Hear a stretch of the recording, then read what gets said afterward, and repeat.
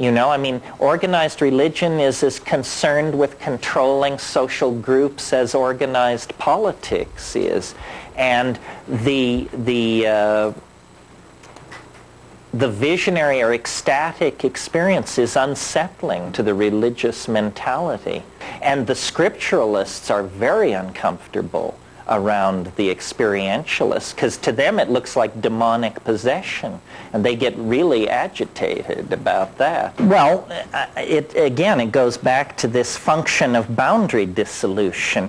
Creativity, if you analyze what do we mean when we say that, it basically means being able to transcend the ordinary. You see it in a way nobody else ever saw it, whatever it is, and so that's creativity. Psychedelics, by dissolving the boundaries of cultural expectation,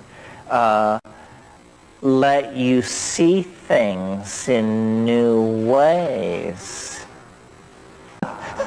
So it's a catalyst for cognitive activity. That's what the mushroom is. Dance, drama, song, painting, body expression, creativity, and simply the passive act of understanding.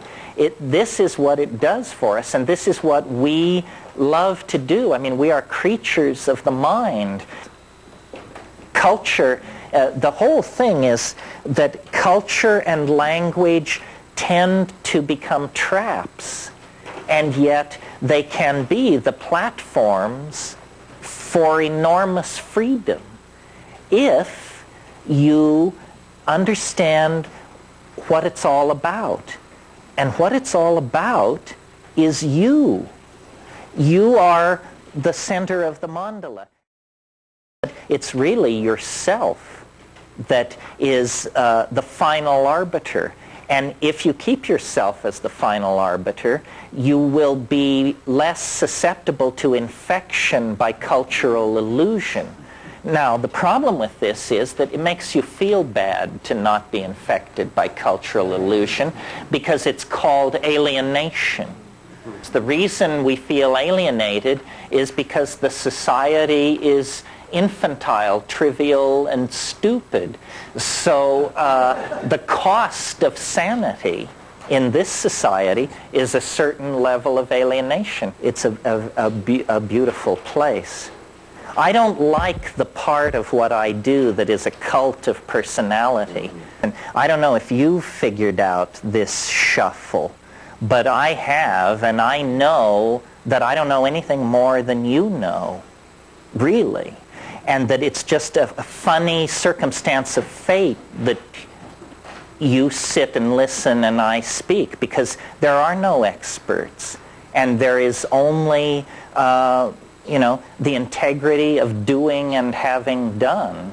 And really, if you get the message, you will be able to transcend the need for any more of this, because it's really a message of self-trust and self-empowerment. And then what I'm also trying to create is a community of shared associations about these weird states, so that we don't have to all privately think we're losing our marbles.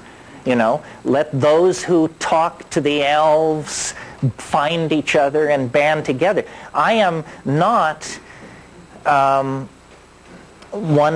am basically a scientist. What is being proposed here is that we are on the brink of the discovery of another world. But the world that we're about to discover is inside the mind. Do it. It's in your face.